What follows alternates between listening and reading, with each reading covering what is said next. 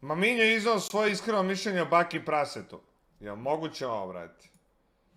Da čujem. A, nakon susreta uživo. Evo ga Baka i ja. Znači lik je baš dobar. Hvala. Uživo, čekaj I on je dobar dečko, ono, samo je nenormalan malo. Ali dobro, on zna to. da maknemo ovu muziku. Maknut ću općenito, ne slušam mislim. Dobro, Uglavnom, dobar. ugasi Baketa jebote. Dobar je baš Baka, uživo, iskreno, iznenadio sam se. Ono, kak je ono srao bio. A mislim, znam ja, to je sve showbiz, ali ono... Ali uglavnom lik je baš dobar uživo, čist je onako normalan. A vidite kako se on stego i to, a meni je opuštena ruka ručerda, brate. A još sam izdefinisan 200, razumeš, džabe. Idemo, kompleksi popucali. Klinac veći od njega pa si izgasirao, dobro. Dečko, ono, nije onakav kakav je na internetu.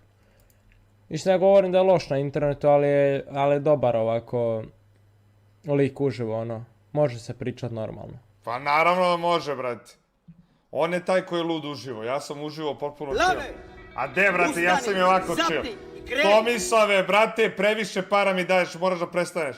Čestitam na Mišu, baš je lep koji ti. Pa dobro, to nije baš neka pohvala da budem kao ova naprava, ali jesam, razumeš što ćeš da kažeš, hoćeš da kažeš da sam mašina. Okej, sad sam ga slomio. Tako da, uživo je potpuno drugačije nego na internetu. Ma de sam potpuno drugačiji. Nije nego buraz, nisam ga napušavao uživo, to je jedina razlika, zato što ono, kako se zove, sam se usrao. Lol.